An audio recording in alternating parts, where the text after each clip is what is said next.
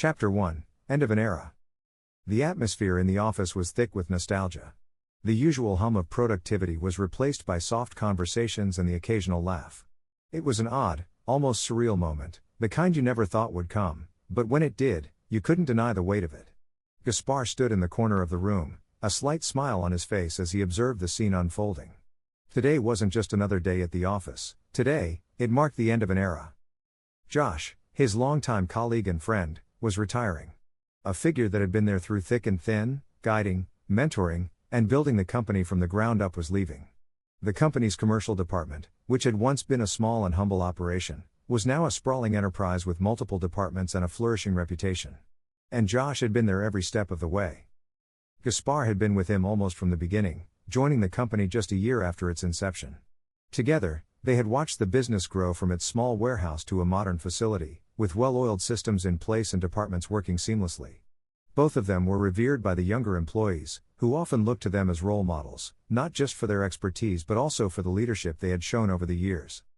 As Josh approached him, a bittersweet expression on his face, Gaspar turned to him with a knowing smile. "You know, Gaspar," Josh began, placing a hand on his shoulder, "I mentioned your name for the position, right?" Gaspar raised an eyebrow, a slight chuckle escaping him. "Yeah, Josh, I know." His voice carried a mixture of appreciation and resignation, as if he had anticipated the conversation. "But you also know I've decided to decline. It's time for me to slow down. In just a few months, I'll be hanging up my boots, just like you." There was no bitterness in his words, no regret. Gaspar had been with the company long enough to understand that the time for everything was finite. He had seen it in his own career and in the careers of others. Retirement was not something to fear, it was simply a new phase. But even so, the thought of leaving the place he had spent decades of his life was unsettling. Josh nodded, looking around the room, his gaze lingering on the group of younger employees who had gathered to bid him farewell. The room was filled with the sounds of warm hugs, heartfelt handshakes, and nostalgic smiles. It was a fitting send-off for a man who had done so much for the company. "I get it," Josh replied. "But, you know, we've done a lot together. I've seen you step up when things got tough, and honestly, I think the company would be better off if you took over. I trust you, Gaspar." Gaspar smiled, his hand resting on Josh's shoulder in a comforting gesture. "You've always had faith in me, but the time has come to pass the baton to someone younger." He laughed softly, shaking his head. "Maybe we're both dinosaurs now." Josh chuckled at the comment, but it was clear that he wasn't entirely happy with the decision. He had always seen Gaspar as more than just a colleague. They were friends, comrades who had been through the ups and downs together. But he knew, as Gaspar did, that the time for new leadership had arrived. "We've been through a lot together, haven't we?" Gaspar continued, his voice quiet but full of meaning.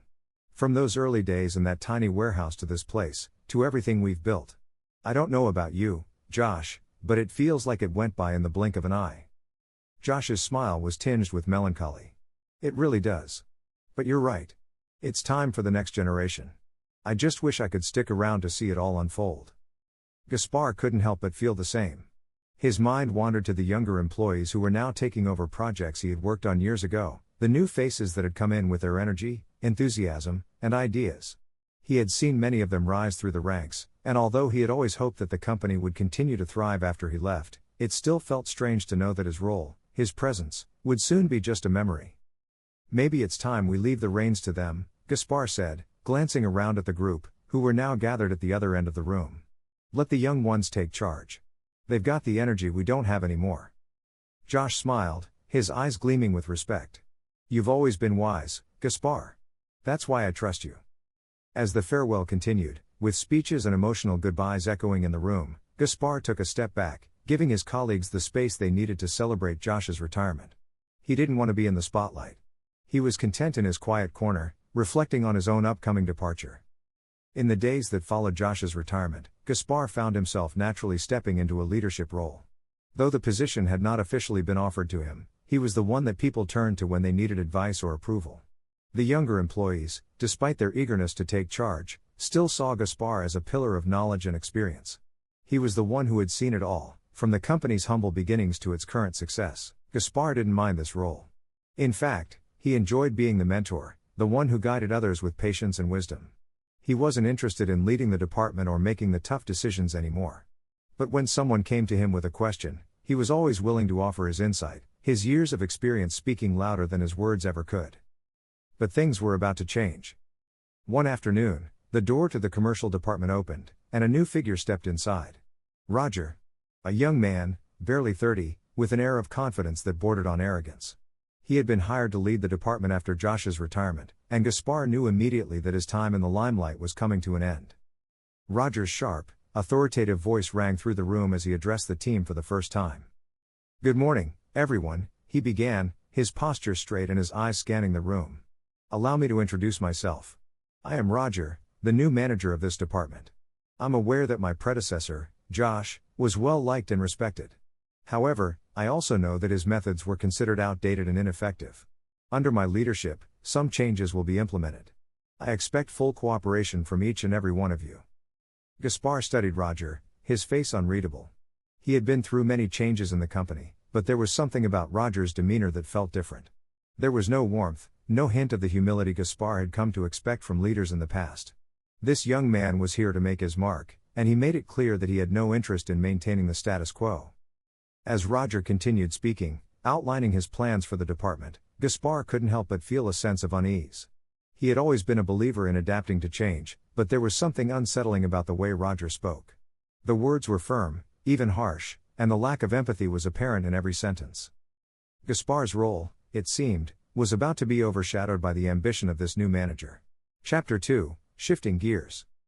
The days following Josh's retirement were filled with a mix of melancholy and uncertainty. It was as if the department was still trying to find its footing after the departure of a figurehead, and Gaspar had unintentionally stepped into the gap left behind.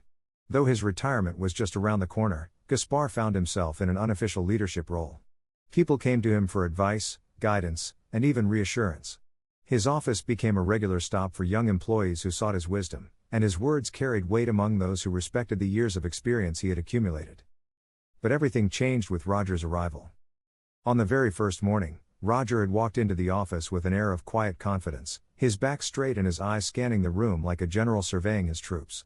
His sharp suit and cold demeanor set him apart from the friendly, approachable atmosphere that had long characterized the team under Josh and Gaspar's leadership. The silence that followed his announcement felt heavy, as if the department was bracing itself for what was to come. Roger made it clear from the beginning that things were going to be different. He had no patience for pleasantries and no interest in preserving the status quo. The first morning meeting was more of a lecture than a discussion. Roger didn't ask for input or opinions, he simply laid down his vision for the department with a firm voice and an authoritative tone. "I'm aware that Josh was well loved by all of you, but let me make one thing clear," Roger had said, his gaze sweeping over the team. "His methods are outdated. This department needs a fresh approach, and I'm here to implement it. We will make changes, and I expect everyone to fall in line." Gaspar, standing near the back of the room, observed with a mixture of concern and resignation. He had always known that leadership would eventually shift to someone younger, but he hadn't expected such a harsh break from the past. The department that had once felt like a family now seemed cold and transactional, driven by Roger's ambition rather than collaboration.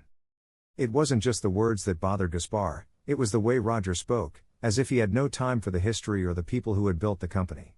The sense of unity and camaraderie that had existed under Josh's leadership had already started to dissolve. The employees no longer seemed at ease, and the once open doors of the offices had started to close. Roger's leadership style was not one for building relationships, and Gaspar couldn't help but wonder if this new direction was the right one. After the meeting, Gaspar lingered in the hallway, his thoughts swirling. He had been with the company for so long, and the changes Roger was proposing felt abrupt and jarring. Gaspar's colleagues, many of them younger than him, had always looked to him for guidance. They had respected his experience and knowledge, and Gaspar had become a mentor to many. But now, with Roger in charge, he felt a shift that he hadn't anticipated. Over the next few days, Gaspar found himself observing Roger closely. The young manager made it clear that he was determined to leave his mark, to redefine the department and, by extension, the company. His decisions were swift, decisive, and often unspoken. Gaspar noticed that Roger began to isolate certain members of the team, pushing them into corners and giving them fewer responsibilities. He was, without a doubt, consolidating power. One of the first things Roger did was move Gaspar out of his usual office. Gaspar had always been in a corner office, one that was close to the team's workstations, where he could keep an eye on everything and be easily accessible to anyone who needed him. But Roger, with his cold efficiency, decided that Gaspar would be better off in a smaller, more isolated cubicle in a quiet part of the building. He didn't give Gaspar a reason for the move, he simply told him it was necessary. Gaspar didn't argue. It wasn't worth it. He had learned long ago that picking battles wasn't always the best approach, especially when the outcome was inevitable. Still, the move stung. It was a subtle sign that his time in the department was coming to an end. Roger's efforts to create a more impersonal, distant environment were starting to take shape, and Gaspar could see where it was headed. Soon after, Roger began to strip Gaspar of some of his responsibilities. One of Gaspar's key roles had been managing relationships with clients, something he had done exceptionally well for years. Roger, however, felt that the department needed a more modern approach, and so he took over those responsibilities himself. Gaspar was no longer involved in the meetings with clients that he had once handled with such care and expertise. He was left out of the loop, sitting quietly at his new desk, watching the changes unfold. But it wasn't just his responsibilities that were being reduced, it was his entire presence. Roger's next move was to assign Gaspar an intern, a young man with neon green hair and a style that stood in stark contrast to Gaspar's more traditional appearance. The intern, whose name was Rick, seemed completely uninterested in the work he was assigned to do. He spent most of his time fiddling with his phone, distracted and disengaged, while Gaspar tried to show him the ropes. Gaspar tried to remain patient.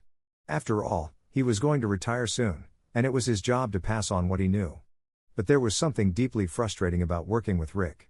The young man seemed completely uninterested in learning anything, and Gaspar couldn't help but feel that Roger had given him the intern as a way to sideline him further.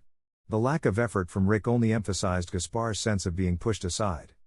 "Roger," Gaspar said one day, his voice calm but tinged with concern, "I'm not sure this intern is the right fit for the role. He doesn't seem to be picking up on the skills we need him to learn." Roger, who had been reviewing some paperwork, didn't even look up as he responded. "Gaspar, I'm sure you can handle it. A true leader should be able to guide anyone, regardless of their background or motivation." His tone was dismissive, almost as if Gaspar's concerns didn't matter. "If the intern isn't learning, maybe the problem lies with you. Besides, he's young. Give him time." Gaspar's concern deepened. He had been in this industry for decades, and he knew what it took to succeed. This in turn, with his lack of focus and interest, wasn't the type of person who would be able to take over the responsibilities Gaspar had once handled so effortlessly. Gaspar could see the future of the department faltering under Roger's leadership, but he kept his thoughts to himself. Arguing with Roger wouldn't change anything. The young manager had already made up his mind. Days passed, and the tension between Gaspar and Roger grew. Roger continued to exert his control over the department, while Gaspar quietly observed, his worries about the future of the company growing by the day. He had no intention of challenging Roger directly, but there was an unsettling feeling in the pit of his stomach. Gaspar couldn't shake the thought that the department he had helped build for so many years was slipping away under Roger's heavy-handed leadership. The stage was set for a clash. One that would change everything. Chapter 3, Power Struggles. The first few weeks under Roger's leadership were difficult for everyone, but for Gaspar, it felt like his entire world was shifting in ways he couldn't control. He had been a fixture in the company for nearly as long as anyone could remember. His experience, his ability to read situations and people, and his deep knowledge of the business had made him an invaluable asset. Now, with Roger at the helm, it felt as though all of that was being cast aside. Gaspar had never been one for confrontation, especially when it came to authority. He had learned long ago that picking fights was not always the best approach. But the gradual erosion of his role in the company, and the way Roger began to isolate him, left him with no choice but to speak up. One morning, as he sat at his new desk in the back corner of the department, Gaspar noticed Roger walking toward him. His expression was stern, and the way he carried himself suggested that this conversation was going to be less about collaboration and more about power. "Gaspar," Roger began, his voice low and commanding, "I've been observing your behavior recently, and I need to make something clear." Gaspar set down the file he had been reviewing, his gaze meeting Roger's without flinching. "Go ahead, Roger. What's on your mind?" Roger leaned against the edge of Gaspar's desk, his eyes narrowed. "I've noticed that you've been taking on a leadership role in this department, despite not holding the position. I've already told you that changes need to be made, and I need everyone to fall in line. You're creating a situation where others look to you instead of me."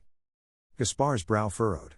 He had heard rumors about this, Roger feeling undermined, that the employees were not respecting his authority as much as he wanted.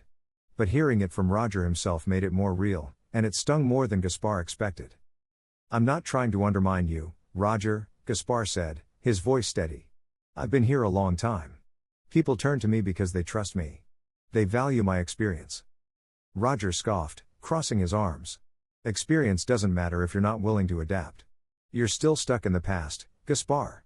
You can't just rely on old methods and expect everything to work out. This is my department now, and I am the one in charge. Gaspar leaned back in his chair, his fingers tapping the desk. I understand that. But sometimes, the new approach isn't always the best one. You can't just ignore everything that's been built before you. Roger's lips tightened in frustration. You think I don't know that? He retorted. But this place is stuck, Gaspar. You've had your time. It's my turn now, and I'm not going to let anyone, especially not you, make things more difficult than they need to be. There was a tense silence between them. Gaspar's hand rested on the arm of his chair, his knuckles whitening. He had always been diplomatic, never one to ruffle feathers. But he had always tried to help others see the value in experience, in learning from those who had walked the path before them. Roger, it seemed, had no interest in that kind of mentorship. He was intent on doing things his way, whether anyone else liked it or not. I'm just trying to do what's best for the team, Gaspar said softly. That's all I've ever done. Best for the team? Roger mocked. I'm not here to win any popularity contests, Gaspar. I'm here to get results. If you can't support that, then maybe it's best we go our separate ways. With that, Roger turned and walked away, leaving Gaspar sitting at his desk, his thoughts swirling. Gaspar couldn't help but feel a growing unease. His entire career had been about supporting the company, building it from the ground up, and now, all of a sudden, it seemed like everything he had worked for was being dismissed. The tension didn't end there. Roger's actions became more overt as time went on. He began to strip Gaspar of even more responsibilities, moving him further away from anything that mattered. Roger started assigning Gaspar tasks that felt menial, insignificant. And every time Gaspar raised an objection, Roger dismissed him with the same cold, unwavering authority. It was clear that Roger wanted Gaspar out of the way, and the moves he was making seemed to be part of a calculated effort to push him into obscurity. At one point, Roger even moved Gaspar's office space from a central location to a far corner of the department, where he could be less visible. Gaspar's position, once a trusted one, had now become isolated and irrelevant. The final blow came when Roger decided to introduce a new initiative to help with the transition. Gaspar was assigned to mentor an intern, a task he had always been willing to take on, as he had done with countless younger employees over the years. However, this intern, Rick, was unlike any of the others Gaspar had worked with. Rick, with his green hair and constant distractions, seemed entirely uninterested in learning anything at all. He spent most of his time on his phone, only half listening when Gaspar tried to explain key aspects of the department's operations. Gaspar's frustration grew, and it wasn't long before he felt the need to speak up again. Roger, Gaspar began one afternoon, after another failed attempt to get Rick to focus. I don't think this intern is right for the role. He doesn't seem to care about the work, and I'm concerned he's not going to be able to perform the way we need him to. Roger looked up from his paperwork, his expression one of indifference. Gaspar, a good leader should be able to handle any type of situation, including difficult interns. If he's not learning, then the problem is with you, not with Rick. It's your job to make him fit in. Gaspar bit back a sharp retort. He knew better than to argue with Roger when he was like this. I just think we need someone more committed, more interested in actually learning, he said quietly. You can't just give us anyone and expect things to go smoothly. Roger's eyes narrowed, and a small, arrogant smile tugged at his lips. If you're so good at mentoring, Gaspar, then make it work. After all, that's what you're here for, isn't it? Gaspar stood there for a moment, weighing his options. There was no point in continuing the conversation. Roger had made it clear that his mind was made up. He wasn't interested in Gaspar's years of experience, nor did he value the way Gaspar had shaped the department. To Roger, it seemed, Gaspar was simply a relic of the past, someone who had outlived his usefulness. The intern, Rick, didn't improve. In fact, he became more of a distraction.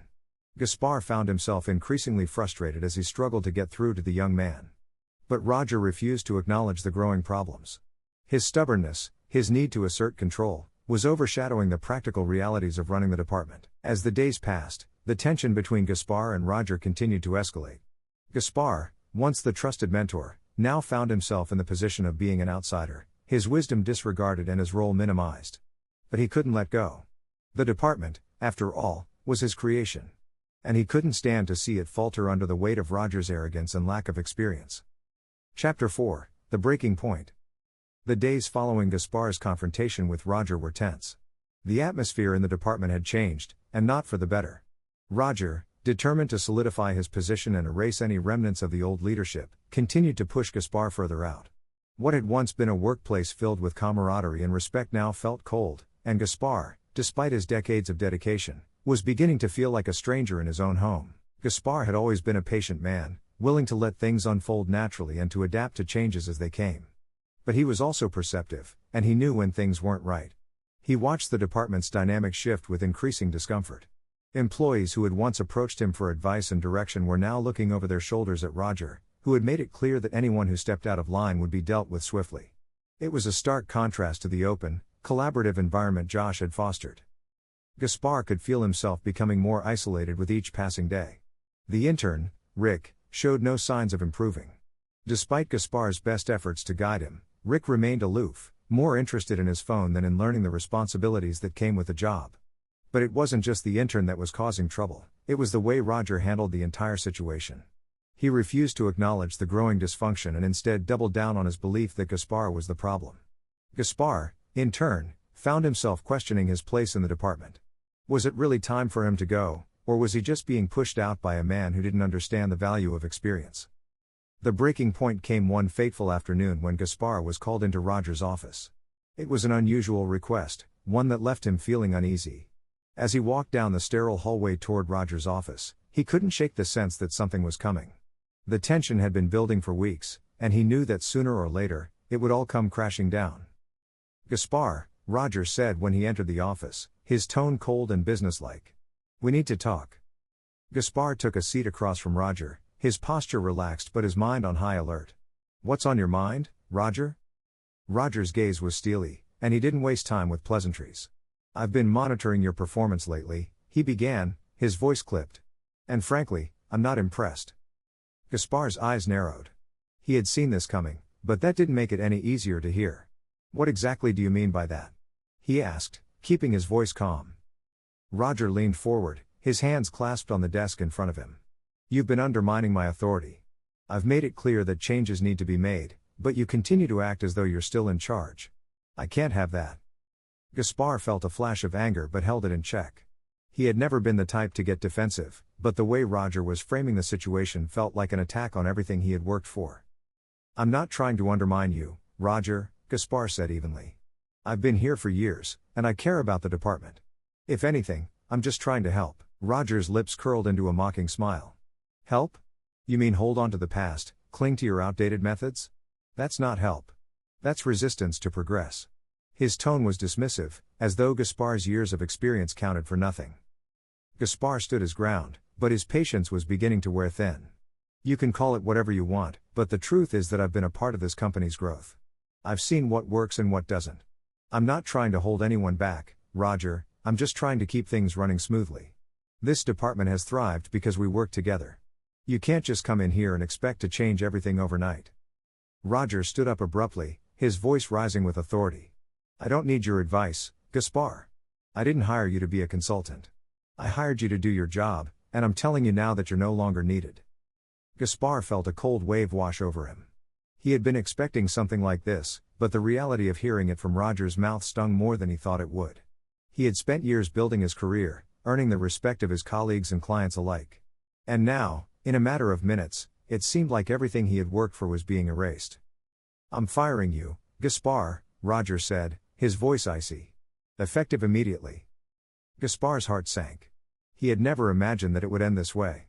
He had known his time at the company was coming to an end, but he had always hoped to leave on his own terms, not at the whim of someone who barely understood the legacy he had built. "I'm sorry it had to come to this," Roger continued, not even offering a hint of remorse. "But you're holding the team back, and I can't afford to let that happen." Gaspar didn't speak at first. He just sat there, taking it all in. There were no words that could change the situation, no way to make Roger see the bigger picture. He had been dismissed, and there was nothing more to say. "Gather your things and leave," Roger said, his voice final. Gaspar stood up slowly, his body feeling heavier than it ever had before. He had spent so many years giving everything to the company, and now, in the blink of an eye, it was over. There was no fight left in him, not against Roger, not against the system that had replaced him with a younger, more aggressive leader. As he walked out of the office, his mind was clouded with a mixture of disbelief and resignation. The years of hard work, the late nights, the sacrifices, none of it seemed to matter now. He had been fired. It was a bitter pill to swallow, and the weight of it pressed down on him like an anchor. Gaspar gathered his things from his desk. He tried not to let the emotional weight of the moment overwhelm him, but it was difficult. He glanced around the office, his eyes lingering on the desks of his colleagues, many of whom were too busy to notice his departure. It was a cold ending, one that left no room for goodbyes or even a sense of closure. 2 days later, Gaspar sat at a small table in a local restaurant, his mind still reeling from the events that had transpired. The smell of fresh coffee and grilled food filled the air, but it didn't do much to soothe his nerves. His dinner companion, a former colleague from another department, was running late, and Gaspar found himself staring into his cup, lost in thought. Then, just as he was about to check his watch for the third time, he saw a familiar face through the window. It was Roger, walking into the restaurant with a purposeful stride. Gaspar's stomach churned. He had hoped to avoid a run-in with his former boss, but fate had other plans. Roger spotted him immediately. His eyes gleamed with a mix of disdain and superiority as he approached Gaspar's table. "Gaspar," Roger sneered, "I didn't expect to see you here. Shouldn't you be out looking for another job?" His voice was sharp, and there was a certain satisfaction in his tone, as though firing Gaspar had been a personal victory for him. Gaspar didn't respond right away. Instead, he watched as Roger made his way to a nearby table. But then, something unexpected happened. "Gaspar, I'm so glad you could make it," a voice called from behind him. Gaspar turned, and there she was, Mrs. Beatrice, the company's most important client. And with her, the last person he ever expected to see, Roger's meeting companion for the evening. Chapter 5, The Full Circle. Gaspar sat at the table in the quiet restaurant, his emotions still raw from the encounter with Roger. The humiliation of being dismissed so abruptly weighed on him like a heavy blanket, and he couldn't shake the feeling of injustice. His years of dedication, his deep knowledge of the company and its clients, none of it seemed to matter anymore. He had given everything to this place, and yet it had all been erased in the blink of an eye. The bitter taste of defeat lingered in his mouth, and the quiet hum of the restaurant around him only deepened his sense of isolation. As he absent-mindedly stirred his coffee, his thoughts were interrupted by a voice that brought him back to reality. "Gaspar, I'm so glad you could make it." Gaspar looked up, and there, standing at the entrance of the restaurant with a warm smile, was Mrs. Beatrice, the client he had worked with for years. She was an elegant woman in her 50s, sharp and articulate, and one of the company's most important clients.